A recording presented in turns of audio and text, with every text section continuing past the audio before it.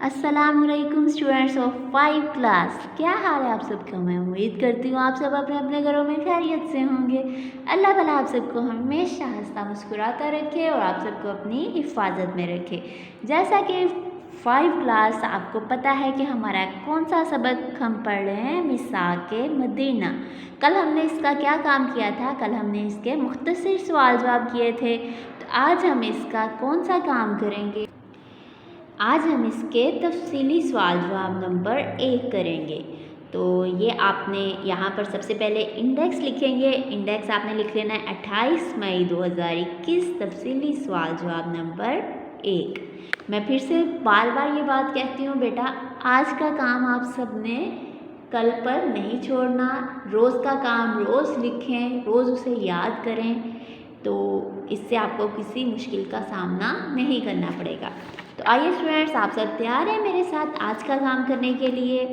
तो आज का काम शुरू करते हैं। सबसे पहले तारीख लिखेंगे 28 मई 2021। क्या तारीख है? 28 मई। जुमा, आज दिन कौन सा है? जुमा। तो इस सबक का हमारा दूसरा दिन है।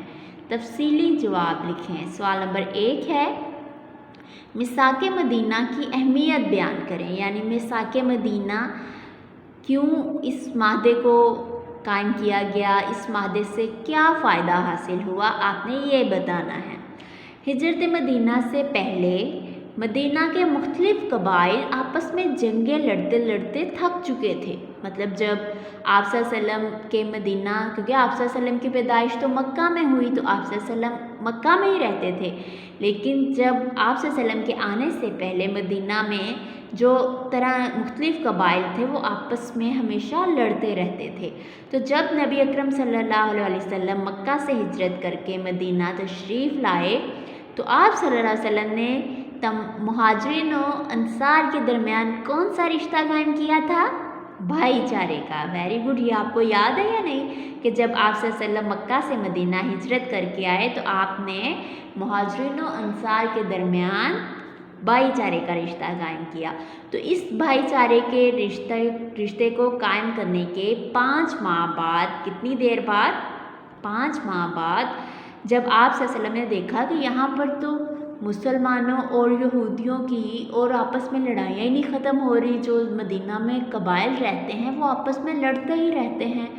तो ऐसे में फिर मुसलमानों के लिए बहुत ख़तरा था कि ये कबीले जो मदीना शहर के जो कबीले हैं, कहीं वो मुसलमानों को भी नुकसान ना पहुंचाए।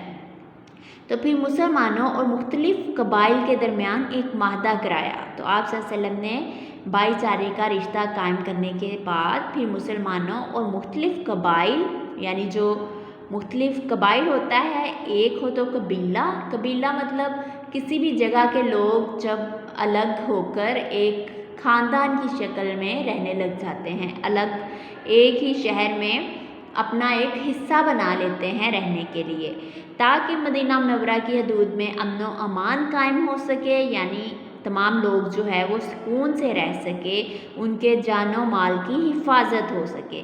इस माहदे ने मुनाफिकीन और यहूदियों की साजिशों का सद्देबाब किया। अब जो मुनाफिक लोग थे, यहूदी लोग थे, वो मुसलमानों को नुकसान पहुंचाना चाहते थे, तो इसलिए उनकी जो साजिशें थी, उनकी जो चालें थी, उनका ख़ात्मा हुआ। सद्देबाब, ये लफ्ज़ क्या है प्यारे बच्चों? सद्दे, सीन दाल बे अलिफ बा बे, सद्देबाब। इस सद्देबाब का मतलब होता है ख़ात्मा करना। यानी इस माहदे ने यहूदियों की साजिशों का, यहूदियों की चालों का ख़ात्मा कर दिया। मदीने के नए माशरे को मजबूत बुनियादों पर इस्तवार किया।